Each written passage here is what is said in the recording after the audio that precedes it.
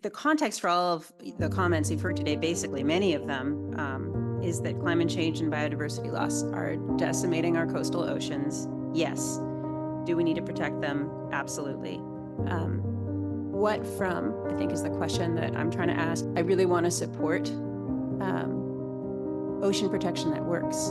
And I think what I want to be careful of is us using the blunt instrument of state marine reserves when a goal might be better served by a large body of existing fishery regulations. I would point everyone again to a couple of the letters and sort of lists of signatures that are in the supplemental meeting materials from the fishing communities who would be affected by further closures. And I don't think that's just, I think that's just the tip of the iceberg there, right? It's particular industrial and economic and social arrangements that threaten the oceans. It's not people. And to me, it's the ultimate erasure. It's the ultimate sort of Jedi problem that we face, that we make that mistake of equating this particular set of things that like not all cultures do and not all people do with being human. People are actually fine for the ocean in most places in the world, most of human history. So let's not make that mistake. Let's not elide those things.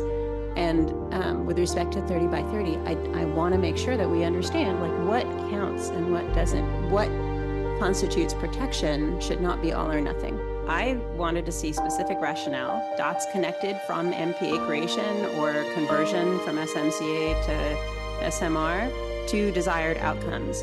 For me, it is not enough for us to say, which I think we can all agree, that kelp forest decline is a problem. It is totally a problem.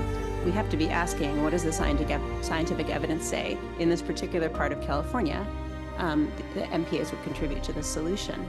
I'm going to go ahead and single out, I think parts of Petition 33, 33, parts 6 and 7, this is the Central Coast, are looking at the kelp forest technical report. And I'm not seeing in that report the claims that are sort of being used to back the ideas that these marine protected areas wholesale are going to help the kelp forest recovery that we're after. So we all agree that's the goal, but I'm not sure that curtailing fishing opportunity where evidence doesn't support it or even refutes the idea that that would enhance the conservation goal is in line with our mission as the Fish and Game Commission. People being connected to the ocean, being able to fish and feed their families. This includes all unrecognized tribes. If you're not federally recognized, you don't have a pathway to access your ancestral fishing areas. If we designate new marine protected areas, that is a threat to conservation too, severing those connections to the ocean. Petition 27, Anacapa, SMCA to SMR. I want to ask the department in particular about the scale and degree of lasting impact on eelgrass habitat that the fishing boats, anchors, traps pose, because I didn't see evidence presented that recovery from damage of that smaller scale is a problem. So I just want to make sure we're looking at that. Petition 28, I don't quite understand from the petition how creating a state marine, a reserve would create fishing opportunities rather than remove them for the marginalized and disadvantaged communities out there at Point Sal.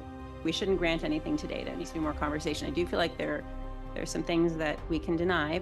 We need to work at the margins and not do sort of philosophically based actions that have big impacts on people or on biodiversity. I think, when we ask, like, do we need to protect our oceans? Yes, we also need to ask what from.